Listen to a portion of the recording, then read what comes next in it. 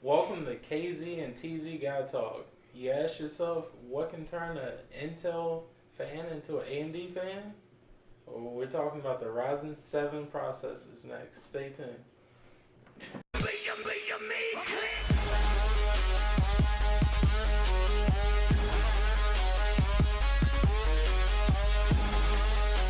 So welcome back, guys. Today we'll be talking about the AMD enthusiast platform, the Ryzen 7, with the 1700, the 1700X, and the 1800X.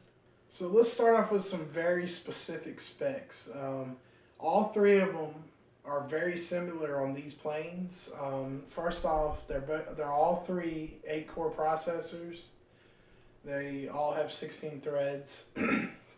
Their L1 cache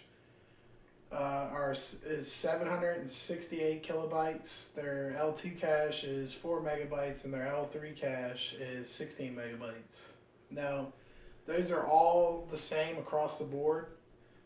The differences are the base clock speeds and the turbo clock speed, and then the power wattage. And I'm going to dive down into them right now.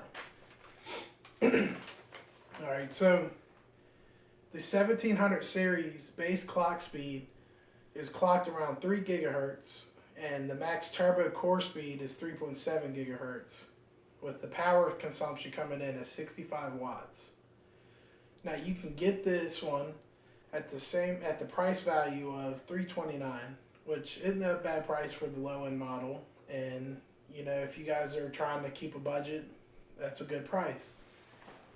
Now, moving on up to the 1700X, the base clock speed is at 3.4 gigahertz, and the turbo clock speed is 3.8 gigahertz, and that price comes in around $399 with the power consumption of 95 watts, which is good for a mid-range build if you're trying to, you know, stay just ahead of the curve but not trying to go balls to the wall, spend a bunch of money. It's a decent price range. I mean, it is a little pricey, but from what I've been hearing about this, it is really good with multi-threading, so it is worth the price. And then moving on to the 1800X, the base clock speed is clocked at 3.6 gigahertz, and then the turbo clock speed is 4 gigahertz. And that price comes in around $499, and then the power consumption is 95 watts. So being that these Ryzen 7 processors are enthusiast series, most of them aren't shipped with the cooler. They do make a factory cooling kit with the Wraith cooler as the option that you can get. I think they're pretty awesome looking. I mean, for a factory cooler, it's probably the best I've ever seen. It comes with a RG light strip going all the way around it, the fan, outside of the fan. I hear they're actually a lot quieter, a big improvement over the old Wraith coolers in the past, because they could be super noisy. But on that note, I have to ask Andrew, being an Intel fanboy, with a 4-core processor, what would you do with those extra cores for the same price, or actually cheaper than what you bought yours for? Well, considering the fact that I am still running the 4th gen i7, the 4770K, to have an additional 4 extra cores would be great for me, because I am limited to what I can do with those 4 cores. And I do experience those kind of little hiccups here and there when I try to do certain things, like streaming and gaming at the same time. It's not 100% there. I do get some frame droppage when I'm streaming, which kind of sucks. And you know, hopefully within the next, I don't know, I'd say about 6 months or so, I'm planning on doing another big build, which I would like for you guys to see, and that's what we kind of have planned for the future. But to have four extra cores, you know, I could do a lot with those, honestly. The multitasking, and since we're talking about Ryzen specifically, Ryzen is known for multitasking. I mean, that's what they're good for. I mean, they are optimized and they're good for multi-threaded operations. So to be able to stream and game at the same time, that's what they're there for. I mean, that is what it was built for, essentially.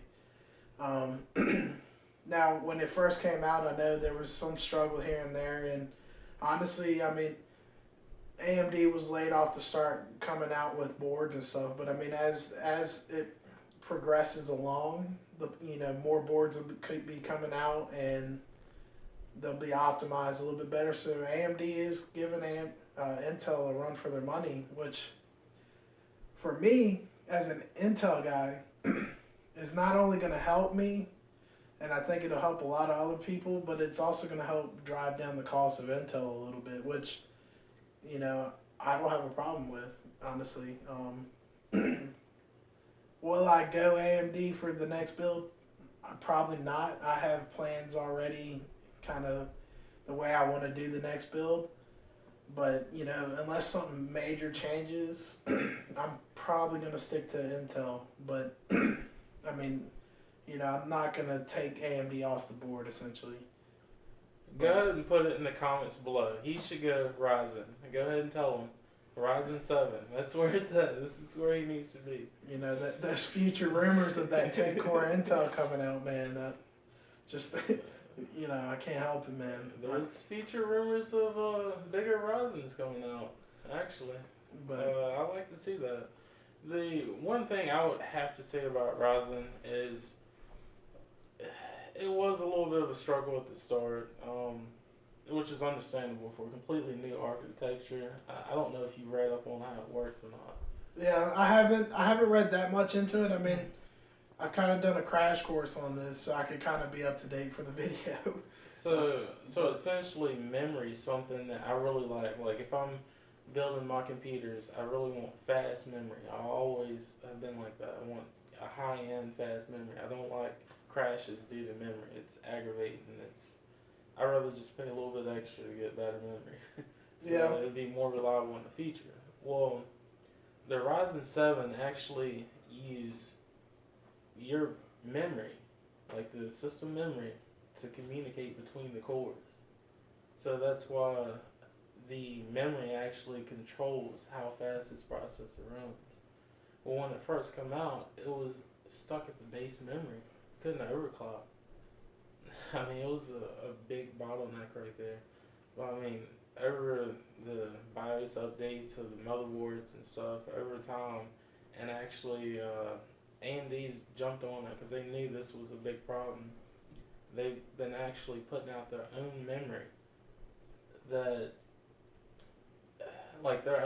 that basically is supposed to be fully compatible and you'd be able to overclock. So they're not quite on the speeds that you can run the Intel, like for as far as memory speeds, but they're coming up, and the faster the memory gets, the faster they're running. So I mean, when they first come out, there was a little bit of space between the different Intel chips, especially with gaming, because a lot of people, like even enthusiasts, we like gaming, like I love gaming. So gaming is key for a computer, man. So essentially, the Ryzen 7 was lagging behind, and as far as gaming, it was due to this memory. They couldn't get fast enough memory, but now the memory's getting faster. Oh, they're right behind Intel. I mean, as far as this, was the 777K? Yeah. Yeah, I mean, as far as that, I mean, that's probably the best gaming, as far as gaming. All around, yeah. But it's right behind it, but not only is it right behind it where it's only 2 or 3 frames different in most cases, you can do more with it. You can stream. I mean, yeah. So I will definitely be doing a Ryzen 7 build.